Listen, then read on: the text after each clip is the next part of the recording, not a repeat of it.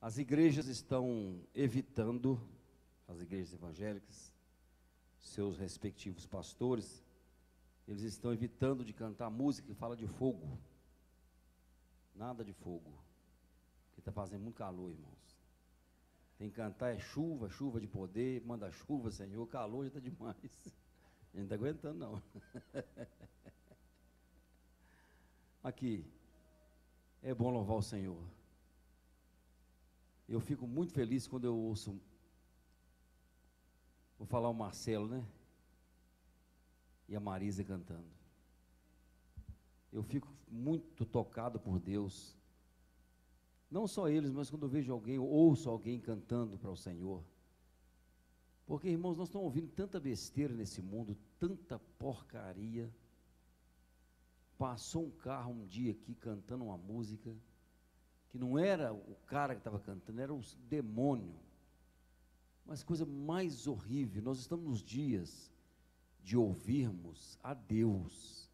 Você tem que ouvir coisas de Deus, para restabelecer sua vida, reconstruir, não é? Sua vida. Você ter uma vida boa com Deus, na presença do Senhor. Então, quando eu escuto os louvores, eu fico feliz, em nome de Jesus. Vamos lá então, para tomarmos a ceia, uma breve meditação, de 2h30. Obrigado, meu amigo, meu Rupereta. Você é Rupereta? O que ele falou? Sabe não? Isso é uma palavra grega, que significa cooperador.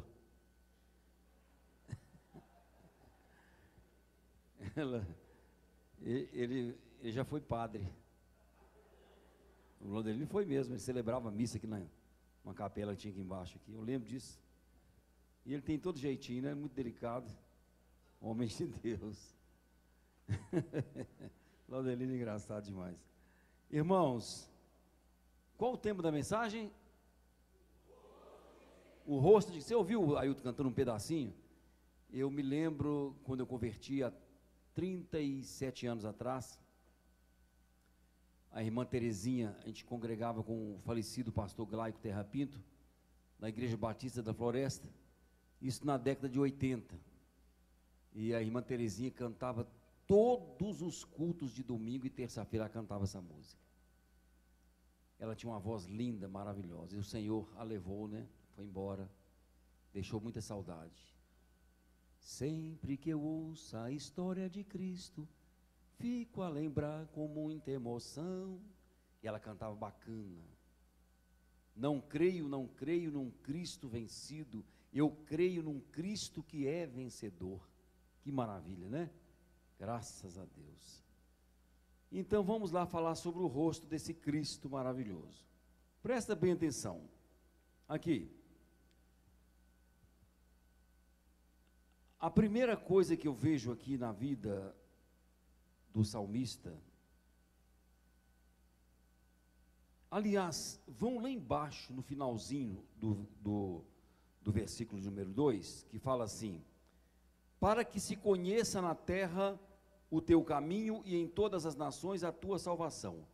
Irmãos, duas coisas que o salmista, ele aspirava: que alguém conhecesse o caminho de Deus e que todas as nações recebessem, não é?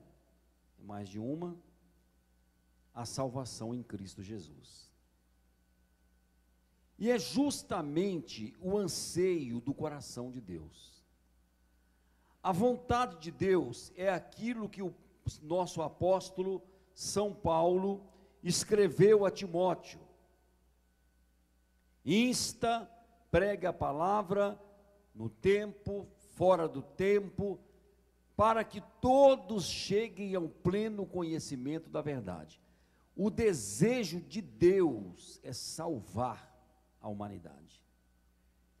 Eu estava hoje cortando o meu restinho de cabelo que sobrou. De vez em quando a gente tem que tirar, porque só aquele restinho incomoda. porque, né, não enche mais assim, mas fica aquela coisa parecendo vassoura no lado assim. E eu sentado na cadeira do lado esquerdo e um moço do lado direito. Aí o moço começou a falar assim: pois é, gente, eu não sei como é que ele estava conseguindo falar, porque o cara estava fazendo a barba dele, passando a navalha, e ele conversando. Isso é perigoso. Eu não teria essa coragem. E o cara passando a navalha, e ele não sei nada, gente, um vacilo ali. Eu lembro daquele do cabeleireiro que era evangélico, né? E chegou o rapaz lá e falou: o senhor faz a barba, minha barba? Eu faço. E ele era um grande evangelista, o cabeleireiro. E isso há muitos anos atrás. E isso não é piada de salão, não é verdade. O cara sentado, aí o cabeleireiro cortou o cabelo do cara direitinho, tal, e foi fazer a barba. Pôs o paninho aqui, pôs a espuma, encheu, ficou branquinho. Aí ele pegou a navalha e pegou aquele pau, chama pau de pita, né? Que afia a navalha. E aí o cabeleireiro pôs o pé assim em cima do descanso da cadeira e pegou a navalha, dando pau de pita, afiando a navalha. Tá, chap, e olhou para o rapaz que ele ia fazer a barba e perguntou para ele assim: e você está preparado para encontrar com Jesus? O cara levou a espuma, levou o pano do cabelo e sumiu correndo. Você é doido? O cara afiando a navalha, perguntando: você está preparado para... Que isso, rapaz? Esse cara vai cortar meu pescoço. E esse moço estava falando, irmãos, eu achei lindo. Ele é subtenente da Polícia Militar, reformado. E ele dizendo assim: eu não aguento mais, não suporto mais ouvir o que eu tenho ouvido nesses últimos dias. Quem aqui é crente? Aí eu falei: até o diabo é crente, né? Está lá em Tiago 2,19, crês tu em Deus, faz muito bem, os demônios também creem, mas estremece. Aí ele pegou, mudou a pergunta: não vou perguntar diferente, quem aqui é filho de Deus, cristão? Aí o cara que estava cortando meu cabelo, é o Toninho, excelente cristão de Deus, ele falou: eu sou cristão. E apontou para mim e falou assim: e esse aqui que eu estou cortando o cabelo dele é o pastor Antônio. Aí o cara: ele é pastor? É, quando fala que é pastor, muda tudo, né? Não sei por que muda, eu não sei. Se você me perguntar por que muda, eu não sei. Mas que muda, muda. Eu não sei se cria apatia na pessoa ou satisfação, não sei o que é, não. E ele dizendo assim: ô pastor, já que o senhor está aqui cortando o cabelo, eu sou quase pastor. Falei: pastor, eu sei que existe, mas quase pastor, eu nunca vi falar. Esse evangelho que está sendo pregado hoje aí, ele é mentiroso. Eu falei: mas qual o evangelho? Esse aí, que eles ficam aí falando que o cara vai acabar os problemas dele, vem do jeito que você está e fica como você quiser. Tem nada disso não, hein? Evangelho é cruz, rapaz. Evangelho é perseguição. Jesus não falou isso? No mundo tereis aflições, mas tenha bom ânimo, porque eu venci o mundo. Eu falei: eu concordo com o senhor. Esse é o evangelho de verdade.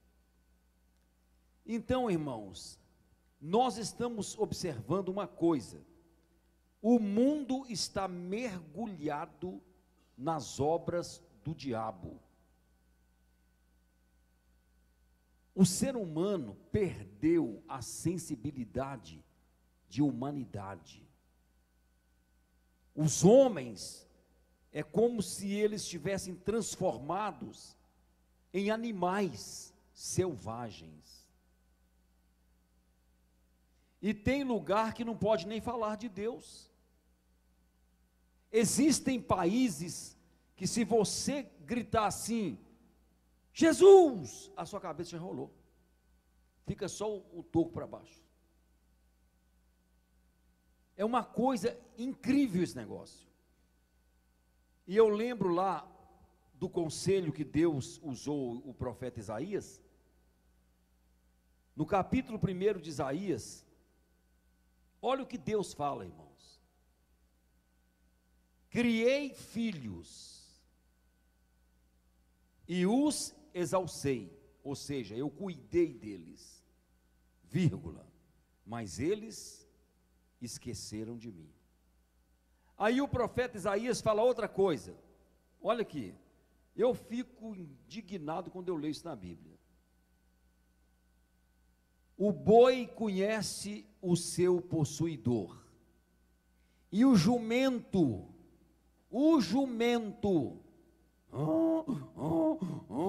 já viu o jumento? É esse aí. Eu não sei imitar jumento, não, porque eu teria que treinar bastante, né? O boi conhece o seu possuidor, e o jumento conhece a manjedoura do seu dono. Deus falando.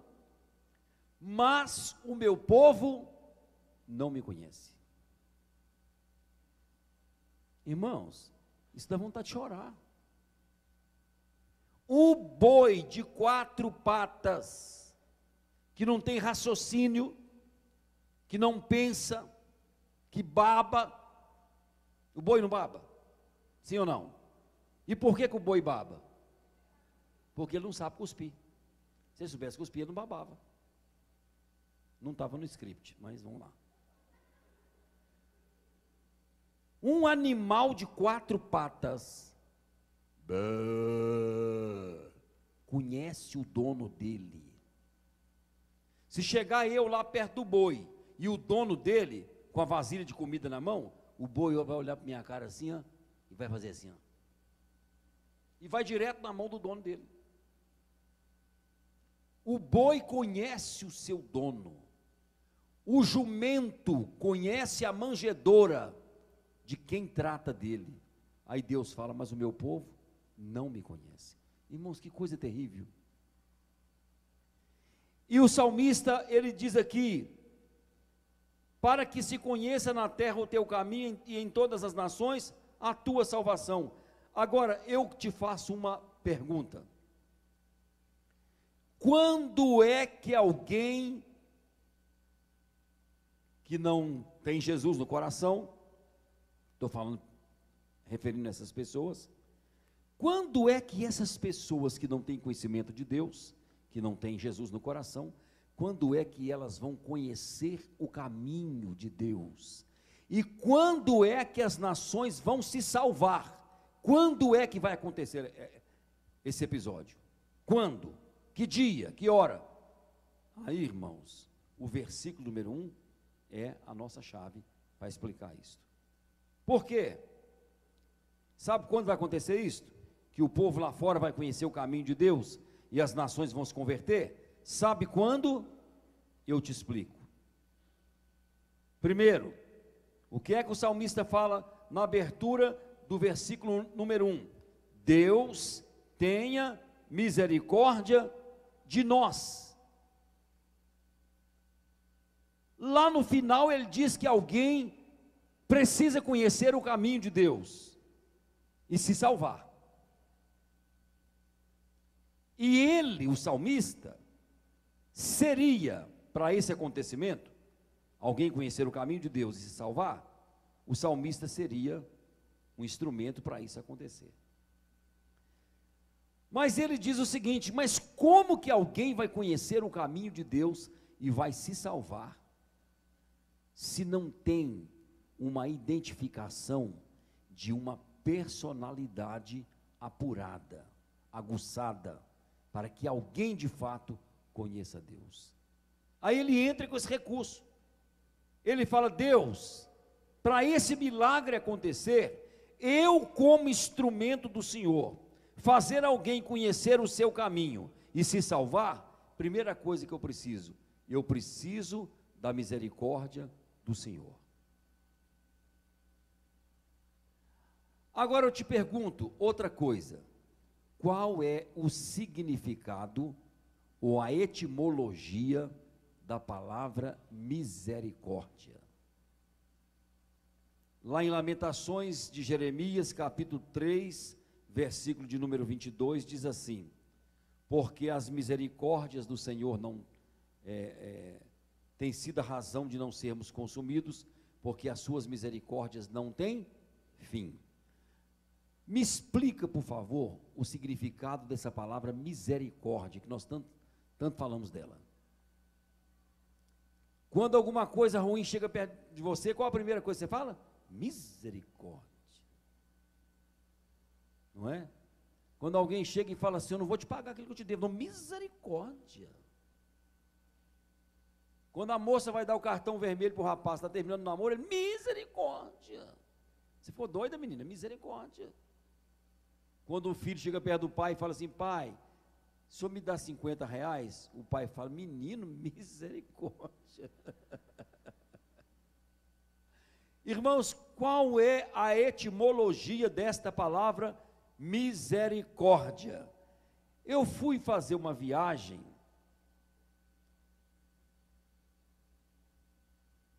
no texto original, que é o grego, onde foi escrito o Novo Testamento, e eu encontrei assim, uma palavra grega difícil de falar, e na frente da palavra grega, a definição da palavra misericórdia. Eu achei maravilhoso isso. Eu tenho um dicionário lá em casa do grego, do hebraico, que tem 2.500 páginas, dessa grossura assim, ele pesa uns quase 3 quilos, e eu fui dar uma olhada lá para ver isso. Aí eu olhei e falei, gente, coisa linda. Misericórdia, significado: se partirmos ou dividirmos, fica melhor, dividir. Essa palavra, ao meio, misericórdia. Aí você, como se você tivesse pegado uma faca e falar, vou partir misericórdia ao meio. Miséria. Vem da palavra miséria. E córdia, coração. É o que está lá no grego. Miséria, vem da palavra miséria. E córdia, coração. Então a palavra misericórdia, para muita gente que talvez nem sabe o que é isso, significa Deus derramando o coração dele nas nossas misérias. Porque, irmãos, eu nunca vi ser miserável como o ser humano é.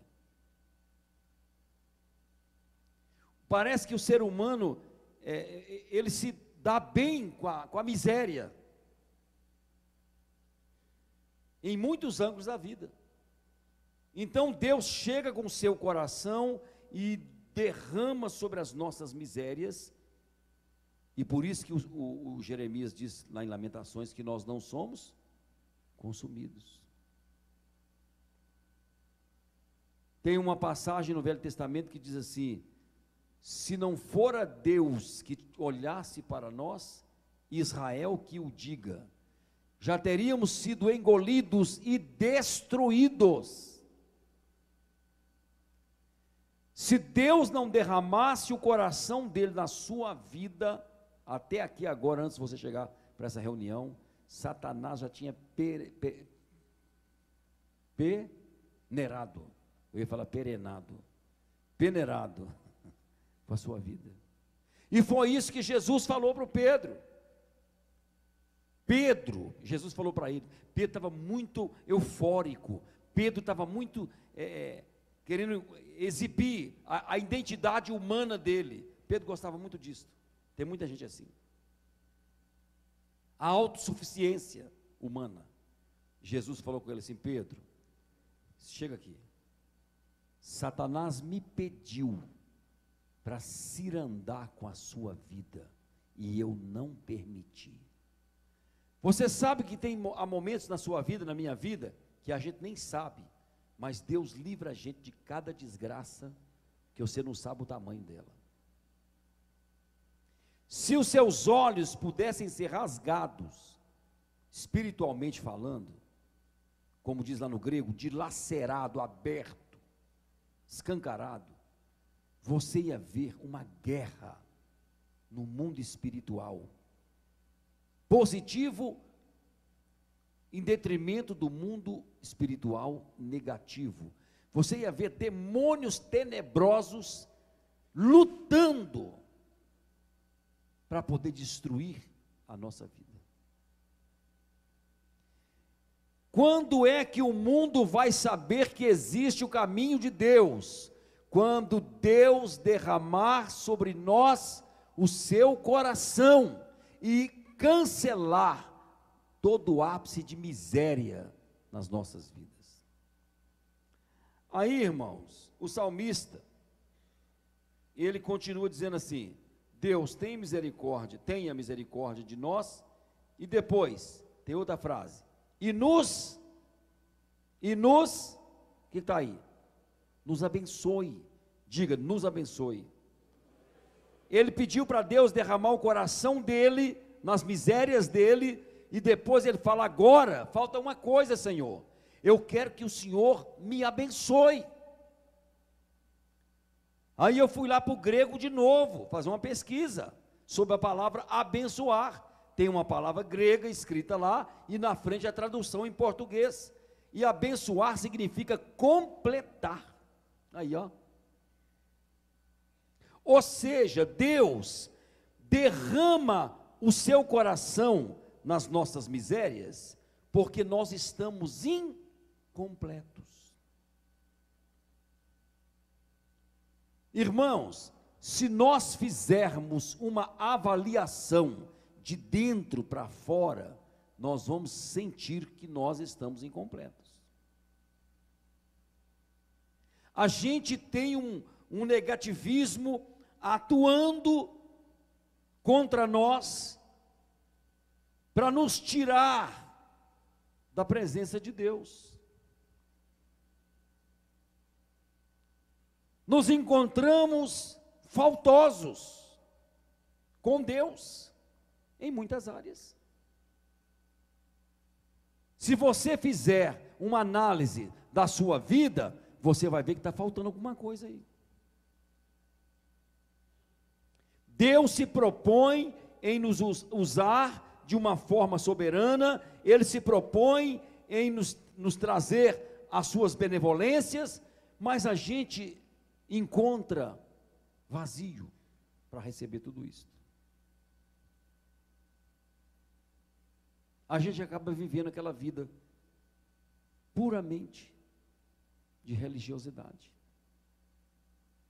Esse culto aqui, muitas vezes para nós, é como se fosse aquela coisa que você praticava antes de conhecer Jesus. Você entrava lá, sentava, ouvia lá o sacerdote falar, saía, e lá você ia tomar seus negócios, e fazer suas coisas acontecerem, e viver do jeito que você gosta, e tal. E Deus, eu não sei onde é que Deus está, não tem nada a ver com isso.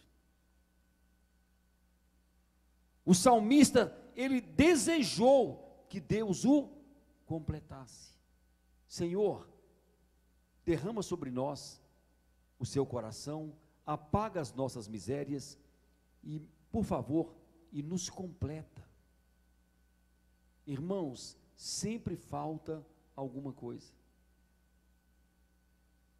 E nós precisamos orar, dia após dia, e pedindo a Deus para fazer isto. Deus, tem misericórdia, nos completa, nos enche. Deus, está faltando aqui, ó. Deus, está difícil, eu não estou entendendo, Deus, eu não estou conseguindo. Irmãos, é assim ou não é? Claro que é. Agora nós vamos entrar numa exposição maravilhosa. Muito bem, Deus tem misericórdia de nós e nos abençoe. Por quê? Porque lá embaixo está escrito que alguém precisa conhecer o seu caminho e as nações precisam se salvar. Se o Senhor não derramar o coração do Senhor nas minhas misérias, e o Senhor não me completar, a minha família que está lá fora sem Jesus, vai para o inferno e a culpa é minha. O meu vizinho vai para o inferno e a culpa é minha. Eu estou incompleto, cheio de misérias, espiritualmente falando, eu preciso de uma reciclagem, eu preciso de uma modelação, não é? Então eu preciso disso, me ajuda, por favor. Muito bem. Aí depois ele fala assim, olha, tem misericórdia de nós e nos abençoe. Agora é que nós vamos saber o tema da mensagem, o rosto de Cristo. E faça resplandecer o seu rosto sobre nós. Eu achei bacana o que Deus me mostrou aqui nessa frase. E faça resplandecer o seu rosto sobre nós. O salmista está dizendo o seguinte: se o Senhor refletir sobre nós o seu rosto, nós vamos ficar sem miséria e completos. Então vamos lá, faça resplandecer o seu rosto sobre nós. Faz assim, ó. O que é isso aqui? É o rosto, ou não? É ou não é? Sim? O que é que você tem no rosto? Eu separei 5 coisas que estão no meu rosto, que faz parte um do outro. Vamos começar? O que é isso? Hã? Não, esse redondo aqui, ó. Essa montanha. Essa montanha aqui, ó. Como é que chama isso? Hã? Cabeça, irmãos. Cabeça. Cabeça. Passa a mão nessa cabecinha que Jesus te deu e fala assim: isso chama cabeça. Isso aqui não é cabeça? Ó, cabeça. Cabeção. Cabeça. Número 1. O quê? Cabeça. Número 2. Olhos. Número 3. Ouvidos. Número 4. Narinas. Número 5. Boca. Fala comigo: cabeça, olhos, ouvidos, narinas e boca. Por que que o salmista pediu a Deus que resplandecesse o rosto dele sobre o salmista? Por quê? Cabeça. O salmista estava pedindo o seguinte: Senhor, eu preciso de usar a cabeça do Senhor, que a minha já era. Você já viu aquele ditado? Mente vazia é oficina do diabo. Isso não é bíblico, não. Isso é um ditado. Todo mundo acha que tem na Bíblia. Isso tem isso na Bíblia, não. Então o salmista está dizendo o seguinte: quando ele fala resplandeça o seu rosto sobre mim, ele está dizendo o seguinte: eu preciso da cabeça do Senhor. Ou seja, nós precisamos pensar como Deus pensa. Você olha para sua casa, você duvida de tudo. Você olha para o seu filho, você não acredita nele. Sua mente é vaga. Não sei o que, essa crise que está aí, ó. Irmãos, ninguém fala mais nada. Nem Jesus ninguém fala mais. Agora mudou. Em vez de Jesus é crise. A crise está feia, hein? É a crise. A crise está pegando, hein? É a crise. Nós precisamos de uma cabeça diferente. Por isso que o salmista falou: resplandeça o seu rosto. Ou seja, dai-me um pouquinho dessa cabeça que o Senhor tem. Eu preciso pensar diferente. 1 Coríntios capítulo 2, versículo 16, fala o quê? Fala que nós temos a mente de Cristo. 2, olhos. Senhor, o salmista está dizendo o seguinte: resplandeça o seu rosto sobre mim. Ou seja, eu preciso, Senhor, dos seus olhos. Porque o nosso, irmãos, a gente só vê coisa que não presta. O salmista está dizendo o seguinte: eu preciso olhar como Deus olha. Eu preciso ver como Deus vê. Quantas vezes você tem rejeitado tudo aquilo que Deus nunca rejeitou? Sabe por quê? Porque a sua visão é caótica, é ruim. Sua visão é pobre.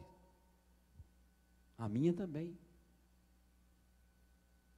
Quando Samuel subiu na casa de Jessé, lá no outeiro, lá no monte, Jessé morava lá no outeiro, lá no monte, nível de Deus. Tem gente que é igual apartamento de minhoca com Deus, mora lá na terra, lá no chão. Você tem que ir para o monte. Samuel chegou na casa de Jessé e falou com Jessé assim: olha, Deus mandou vir aqui para ungir um rei aqui na sua casa, um dos seus filhos. E quando Samuel olhou assim, irmãos, ele viu Eliabe. Eliabe era um dos filhos primogênitos de Jessé. E quando Samuel olhou para aquele homem de quase 2 metros de altura, aquele pé 48, aquela massa corporal, Samuel pensou assim: esse é o reizão que Jesus precisa, esse é o rei que Deus está procurando. Pegou o azeite e foi derramando na cabeça de Eliabe. Deus: ei, Samuel, não, esse não. Uai, o senhor vai perder um cabra desse aqui? Olha aqui, olha que másculo. O senhor vai perder isso aqui? Isso aqui vai dar um rei famoso. Não, isso presta não, só tem tamanho. Quero isso não, pode largar para lá. Aí o Samuel pega o chifre com azeite e vai no outro. Quero também não. Não quero também não. E foi no terceiro, foi no quarto, foi no quinto, foi no sexto. Jessé tinha 8 filhos. O número 8 na Bíblia significa começo, início. Aí, irmãos, ele passou 7 filhos de Jessé. Aí ele pergunta para Jessé: acabaram os jovens? O Jessé falou assim: falta o último, o menor. A expressão de 1 Samuel fala assim: falta o menor, o menos identificado. Como é que ele chama? Davi. Onde que ele está? Está lá no campo cuidando das minhas ovelhas. Os outros estão dentro de casa vagabundando. Davi estava trabalhando. Deus não chama gente ociosa para o ministério, não, gente. Eu agora não vou procurar mais emprego, não vou fazer mais currículo, porque Deus tem um ministério para mim. Tem? Deus não chama vagabundo para o ministério. Ele chama quem está trabalhando. Pega a Bíblia para você ver. Paulo estava fazendo tenda, Deus chamou ele. Eliseu estava arando na terra, Deus chamou ele. Abraão estava ajudando o pai lá em Arã, Deus chamou ele. Jesus era carpinteiro, ajudava o pai a fazer a carpintaria acontecer. Uns caras folgados, você daí também, né? Pó de arroz, sacudindo o tempo. Você pastor. Vai não. Deus não chama gente ociosa, preguiçosa para o ministério, não. Deus chama gente que rala, porque gente que rala sabe o que é compromisso e responsabilidade. Entendeu? Aí, irmãos, muito bem, falta o menor, chama ele lá. Aí vem aquele Davizinho, ruivozinho, franzininho, com a carinha, você não grilinho. Mas não, pai. Olha esse moço que está te chamando aqui, ó. Para quê, pai? 17 anos de idade, irmãos, um adolescente. Ué, fala com ele aí, ô Samuel. Ô Davi, eu vim aqui, querido, para te ungir. Para ungir para quê? Você vai ser o rei de Israel. E eu? Ah, não, você está brincando comigo? Deus falou que é fazer o quê, né? Por mim, eu gastaria o óleo, esse chassi de grilo aí não, mas... Aí, irmãos, quando Samuel pensa assim, sabe que Deus está escrito lá? Que Deus fala com ele: Samuel, você vê como os homens veem, eu vejo o coração, você vê o que está fora, eu vejo o que está dentro. Entendeu?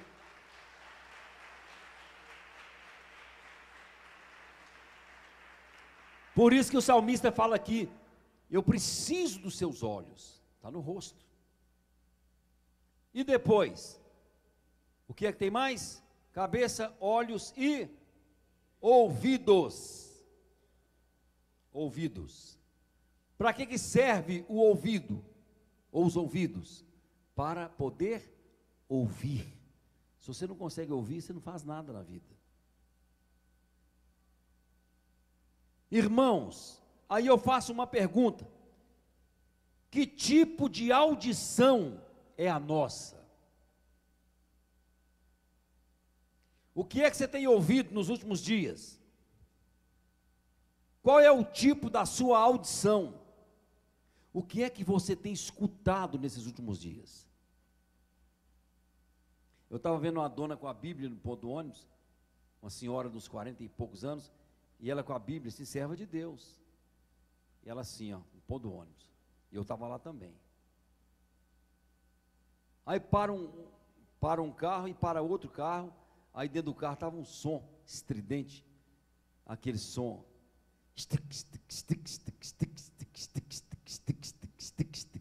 Isso é perigoso demais. Eu olhei para a dona com a perna assim. Eu olhei, a dona com a Bíblia na mão, e o sonzão do capeta lá, e a dona lá. E começou a fazer assim. Aquilo começou a mexer com ela. Por quê? Os ouvidos captaram e trouxe para dentro da alma, para dentro do corpo. O que é que você tem ouvido nesses últimos dias? Qual é o tipo da sua audição? Irmãos, nós, infelizmente, muitas vezes, nós temos ouvido para ouvir, ouvidos para ouvirmos, tantas besteiras desse mundo, e não temos tido ouvidos para ouvir e discernir a vontade de Deus. Por isso que Apocalipse fala assim: quem tem ouvidos, ouça o que o Espírito diz à igreja. Está na hora, meu irmão, de mudar a sua audição. Peça a Deus os ouvidos dele, para você entender a Deus. E depois nós temos mais: cabeça, olhos, ouvidos e narinas. Para que serve o nariz? Como diz lá o lobo mau, para te cheirar melhor. Não viu a história do lobo mau? Não é? Chapeuzinho Vermelho pergunta: mas para que esse nariz tão grande que você tem? Para te cheirar melhor. Aquela historinha antiga. 50 anos atrás, mais ou menos. Narinas. O nariz serve para poder inalar, trazer para dentro. Inalar é você buscar e pôr lá dentro. O que é que você tem inalado nesses últimos dias? Por isso que o salmista falou com Deus: eu preciso das narinas do Senhor. Porque Deus, irmãos, não inala porcaria, Deus não inala besteira, Deus inala ar puro, adoração, oração, sentimento expressivo. Deus é diferente. E em último lugar, boca. O último lugar é a boca. Quando Deus chama, falar em boca, quando Deus chama Jeremias para o ministério, Jeremias capítulo 1, lá fala assim: Jeremias, filho de Acalias, da cidade de Anatote. Anatote era um lugar, uma cidade que só produzia profetas. Gente, eu queria ficar numa cidade dessa. Você chegava em Anatote, naturalmente, você ia convivendo com aquelas pessoas, daí a pouco você era levantado como um profeta de Deus. Era a chamada cidade dos profetas, Anatote. E Jeremias ficava ali morando naquela cidade. E aí no versículo 4 fala assim: e veio sobre mim a palavra do Senhor, e o Senhor disse para ele: antes que eu te tecesse no ventre da sua mãe, eu te conheci, e antes que você saísse da madre, eu te santifiquei, e as nações te dei por profeta. Qual foi a réplica de Jeremias?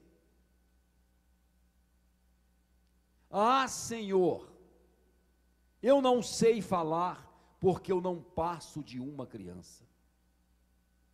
Olha a boca desse homem. Boca ao contrário. Boca de derrota. Deus está falando com o camarada: eu te escolhi, eu te chamei, eu vou te levantar, eu vou te enviar. Ah, mas eu não sei fazer, eu não sei falar. Deus não perguntou isto. Por quê? Sabe por que Jeremias naturalmente fala isto? Porque nós temos, irmãos, uma capacidade, entre aspas, de acreditar no nosso potencial. A gente acha que é a gente que faz as coisas. Aí Deus fala para ele: não diga que você é uma criança, porque onde eu te mandar, irás. Ou seja, não vai ter impedimento, o diabo não vai poder te interpelar. Se eu mandar, você vai. Você está debaixo do meu governo, eu sou Deus, eu que mando. E o que eu te mandar falar, você vai falar. Por quê? Porque quando Deus põe palavra na sua boca, não tem ninguém que segura. Irmãos, nós precisamos da boca de Deus. Um dia desse, eu fiquei triste, cheguei em casa triste, pedi perdão para Deus. Oh Deus, me perdoa. Uma nota, meu Pai do céu. Deu vontade de voltar lá para poder fazer o que eu não fiz. Porque a gente tem mania o seguinte: você chega no lugar, as pessoas estão lá, aí você chega e tal, bom dia, boa tarde, tudo bem e tal. Aí o cara, tá fazendo calor, né? Aí você começa, tá quente. Aí o cara, tá doido, sol quente desse aí, para que isso? Isso é para matar o povo. Aí você fala, de fato você tem razão, isso é para matar mesmo, tem que estar ruim mesmo. E não sei o quê. Aí você concorda com tudo, você fala um monte de besteira, saiu dali, você não teve coragem de falar para ele: olha, esse sol, meu amigo, isso é uma punição que Deus está permitindo, porque o ser humano não quer nada com a oportunidade de nós pregarmos. A gente não faz isso. A gente chega perto dos outros e fica contando piada para os outros, irmãos, sendo que nós poderíamos aproveitar cada oportunidade. Um dia eu sentei perto de uma dona muito bacana, chicona, como diz o outro, uma bolsona tal, parecendo uma madame. Acho que o carro dela estragou, ela foi de ônibus. Eu sentei perto dessa dona, aí, não sei como que foi, ela olhou para mim e falou comigo assim: mas está perigoso essa cidade nossa, né, moço? Eu falei: hã? A nossa cidade está muito perigosa. Eu falei: a senhora tem razão. Aí o Espírito Santo falou comigo: a oportunidade aí, sapeca ela. Eu vou sapecar essa dona. Falou: dona, como é que é o nome da senhora? Ela me falou o nome, eu nem lembro mais, um nome difícil. A senhora sabe por que a nossa cidade está perigosa? Não é só aqui não, dona. Aqui está perigoso, São Paulo está perigoso, Rio de Janeiro está pior, Vitória piorou. A senhora vai para aí afora, está tudo perigoso, dona. A senhora sabe por quê? Porque o povo é muito incrédulo, dona. O povo quer nada com Jesus, confia no que tem, no que é, no que faz, menos Deus. Ela olhou para mim e falou: nossa senhora que diga. Eu falei: Deus que diga. Eu estou falando com a senhora em nome de Deus. A senhora não vem com desculpa nem conversa fiada, não. Eu estou falando com a senhora bonitinha aí. A senhora aguenta a mão aí. E fui pregando, evangelizando aquela mulher. E, irmãos, quando eu desci do ônibus, como se o Espírito Santo tivesse feito para mim assim, ó: parabéns para você. Você fez tudo o que eu gostaria que você tivesse feito. Muitas vezes você tem boca para tudo, para amaldiçoar dentro de gente da sua casa, para falar mal até do seu próprio cabelo. Tem gente que quando não tem ninguém para ele falar mal, fala dele mesmo. Discordar de tudo, criticar todo mundo. Eu não contei um dia aqui, as duas mulheres que encontraram, duas irmãs da igreja, e falaram assim: olha, nós vamos fazer uma surpresa para o nosso marido. Que surpresa? Nós vamos na loja, onde vende aqueles longos, aqueles vestidos bonitos, vamos comprar um longo, um para você, um para mim. E você vai enfeitar toda, põe uma flor no cabelo, faz um permanente bacana e tal, uma sandália big. Quando o marido chegar em casa, você chega e se apresenta para ele todo embonecado. Vamos ver a reação dos maridos? Vamos. Aí uma chegou e o marido: meu bem, que maravilha, meu Deus, mas você está uma uva, coisa linda. E beijou a mulher, abraçou. Oh meu pai, eu não sabia que eu tinha uma esposa tão linda, maravilhosa. Aí a outra fez a mesma coisa, vestiu de preto, tudo bonitinho, a bota preta, a sandália preta, o vestido preto. Quando o marido chegou, ela, tchan, o marido olhou para ela e falou: já fez a janta, Batman? Chamou a mulher dele de Batman. Ô, irmãos, pelo amor de Deus, a gente usa a boca da gente o contrário à vontade de Deus. Que minha esposa é isso, que minha esposa é aquilo, que minha esposa é isso, que minha esposa é aquilo. Eu te garanto uma coisa, que tem muitos homens por aí, te digo com respeito, que gostaria de ter uma esposa que você tem e você não está sabendo dar valor a essa mulher. Muitos gostariam de ter o marido que você tem, irmã, e você está julgando o seu pela janela de graça, vai embora. E outra coisa, a gente só valoriza quando a gente perde. Deus que livre e guarde, como já aconteceu com muita gente por aí, na hora que o caboclo deita lá para sempre, aí que você vai ver, você vai falar aquela frase, eu era feliz, mas eu não sabia, aí já era, o cara já está lá. E a frase embaixo, fui, já era. Valoriza enquanto está perto de você, curte esse camarada aí. É você que edifica a situação.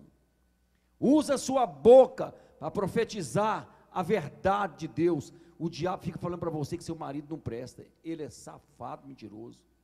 O diabo está pondo na sua cabeça para falar que sua esposa é preguiçosa. Ela não é preguiçosa, é porque você não tem coragem de dar umas férias para ela. E achou que ela é empregada e tem que fazer de tudo. Usa sua boca positivamente, para falar coisas boas. Meus filhos são de Deus, meus filhos são abençoados, mas seu filho está rebelde, seu filho está fazendo não sei o quê, mas são abençoados, são de Deus. Não adianta, diabo, você vai falar que meu filho é isso, mas eu vou falar o contrário, é de Deus. Meu marido é uma benção, meu marido é maravilhoso. Hoje eu vou chegar em casa, mas vou babar ele todo, vou beijar ele, até onde é que eu puder chegar, eu vou chegar. Vou mostrar esse diabo que ele está enganado. Minha casa é casa de Deus, é casa do Senhor. Usa sua boca positivamente. Por isso nós precisamos, irmãos, da boca de Deus. Resplandeça, Senhor, sobre nós o seu rosto. Me dá a sua cabeça, Senhor. Me dá os seus olhos, os meus já não prestam mais. Senhor, me dá os seus ouvidos, me dá as suas narinas, me dá a sua boca. Eu preciso. Aí nós chegamos no final. Para que se conheça na terra o teu caminho e em todas as nações a sua salvação. Aí sim, muita gente vai se converter, muitas nações vão se salvar. Por quê? Porque você tem a cabeça de Deus, você vê como Deus vê, você ouve como Deus ouve, você inala tudo que Deus inala e você fala como Deus fala. Jesus chegou no lugar e o delegado da cidade mandou prender Jesus, está lá em Mateus. Aliás, o governador mandou prender Jesus. Eles foram e voltaram sem Jesus. Quando chegou na presença do governador, o governador falou, cadê o homem? Sabe o que eles responderam para o governador? Os soldados? Chefe, não deu para prender Jesus. Mas por quê? Porque ninguém fala como ele fala. A palavra de Jesus tinha poder e tinha autoridade. Amém, irmãos? Glória a Deus. Amém.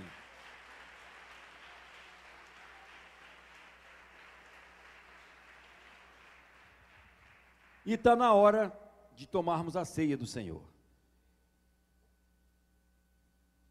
Você vai tomar a ceia do Senhor com a cabeça de Deus, com os olhos de Deus, com os ouvidos de Deus, com as narinas de Deus e com a boca de Deus. Hora maravilhosa, hora gloriosa. Quem pode tomar a ceia? Quem está em paz com Deus. Quem tem a cabeça de Deus. Quem tem os olhos de Deus. Quem tem os ouvidos de Deus. Quem tem as narinas de Deus. E quem fala como Deus. Quando Deus foi mandar Moisés lá no Egito, olha o que Deus falou para Moisés. Moisés, eu te ponho por Deus a Faraó. O quê? Eu te ponho por Deus. É como se eu estivesse lá. Quando você abrir a sua boca lá nas terras de Faraó, é eu que estou lá falando. Olha, irmãos, é muito profundo isso aí, não é? E a Bíblia fala em 1 Coríntios capítulo 11, que o homem examine a si mesmo, depois tome a ceia. E lá fala o seguinte: quem toma a ceia, Ou seja, quem bebe do meu sangue ou come do meu corpo indignamente, torna-se réu do juízo de Deus. Misericórdia. Ser réu desse juízo aqui da terra já é duro, imagina de Deus. Então eu não posso tomar essa ceia indignamente. O cara está em pecado, está tomando ceia.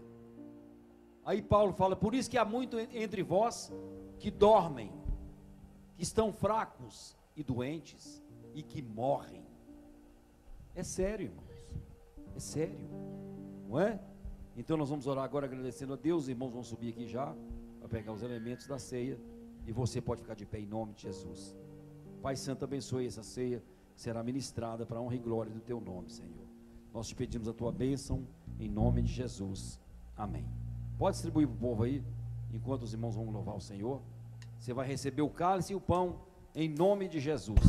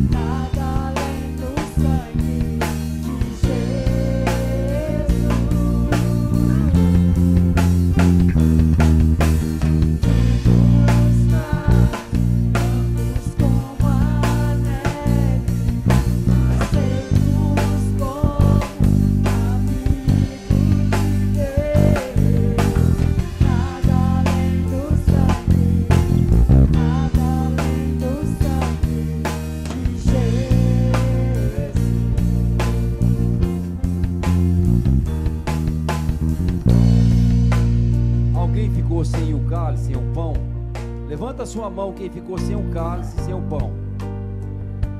Levanta a sua mão. Alguém ficou sem? Não? Glória a Deus. Amém. Pode servir aqui à frente também, em nome de Jesus.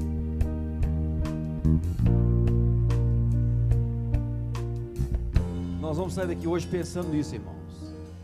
Eu preciso da cabeça de Deus. Eu preciso dos olhos de Deus. Eu preciso dos ouvidos de Deus. Eu preciso das narinas de Deus.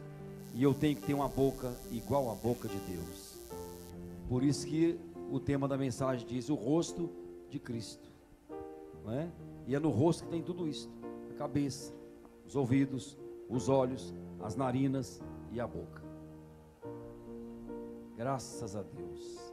Todo mundo servido aí? Tá? Ali também? Beleza? Glória a Deus. Graças ao bom Deus. Glória a Deus. Eu fico lembrando de Pedro, depois de Pentecostes. Antes de Pentecostes, Pedro não tinha a cabeça de Deus, ele não tinha os ouvidos de Deus, não tinha os olhos de Deus, Pedro não tinha as narinas de Deus, e muito menos a boca de Deus. A prova é tão grande que Pedro não tinha a boca de Deus, ele era discípulo. E lá no capítulo de Mateus 16, o que é que ele falou para Jesus? Não vá para a cruz, tenha compaixão da sua carne. Jesus olhou para Pedro e falou o quê? Para trás de mim, Pedro. Foi isso? Não. Para trás de mim, Satanás. Satanás falou na boca de Pedro. Porque Pedro ainda não tinha a boca de Deus. Por que que Pedro negou Jesus 3 vezes? Porque não tinha a boca de Deus. Mas irmãos, quando Pedro experimenta a vinda do Espírito Santo, o dia de Pentecostes, Pedro muda de vida. A Bíblia fala no livro de Atos que Pedro chegou na praça pública e começou a pregar. Normalmente, não tinha microfone, não tinha instrumento, natural, pregando natural. Ele termina a mensagem dele e faz um apelo. Quantas pessoas aceitaram a Jesus naquela mensagem de Pedro? 3.000 pessoas. É uma igreja. Pedro levanta uma igreja numa mensagem. Tem hora que o cara prega 2 horas, nem formiga passa perto dele. Não tem a boca de Deus. Ô, irmãos, a gente é terrível, viu? A gente é terrível. Não é? A gente é terrível. Não está vendo aí o que nós estamos vendo, né, nesses últimos dias? Lamentavelmente, falar o que está acontecendo. A forma de governo. Eles não estão encontrando uma forma melhor.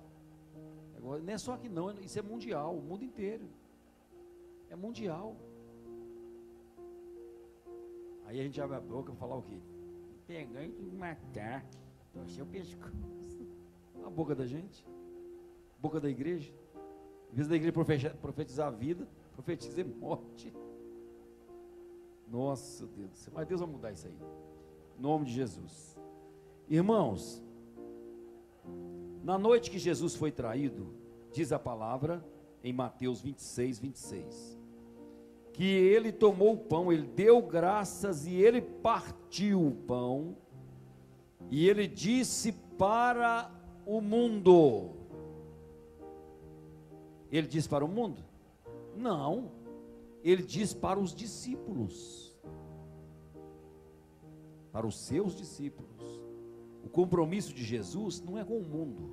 Ele ama o mundo, ele ama. Ele não ama o pecado do mundo, mas o pecador, ele ama, ele é Deus. Agora, compromisso é com o discípulo. Se não é discípulo, está perdendo tempo. É multidão. Ou discípulo ou multidão. E ele olhou para os seus discípulos e disse: esse é meu corpo que será dado por vós.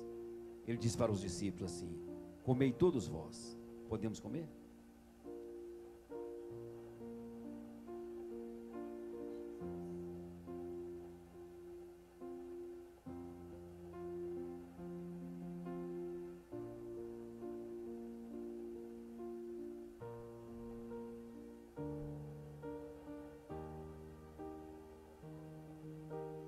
Por semelhante modo, depois de haver ceado, ele levantou o cálice e disse no meio dos seus discípulos: esse é o meu sangue, que será derramado por vocês. Esse é o sangue da vitória. O sangue que vai trazer a cura, a libertação. o conhecimento de Deus. E disse para os seus discípulos: bebei todos vós. Podemos beber?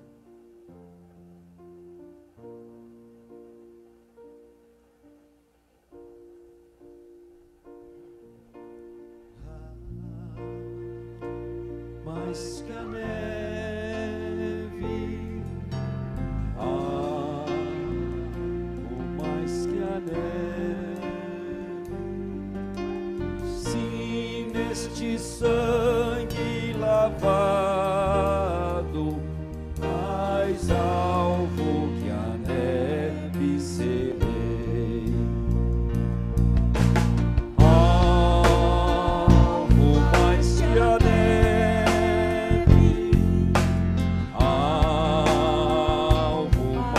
a neve, sim, deste sangue lavado, mais alvo que a neve serei. Amém, Jesus. Amém, irmãos. Alvo mais que a neve. Aí o profeta Isaías fala assim: os vossos pecados podem ser da cor da escarlate ou como o carmesim.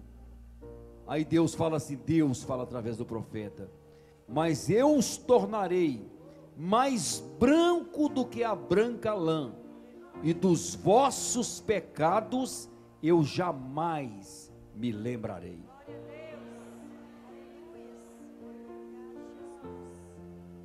Oh, maravilha de Deus, graças a Deus. Amém, irmãos? Dá um abraço ao seu vizinho aí. Dá um abraço no seu vizinho, na sua vizinha aí, em nome de Jesus. Pastora Kézia.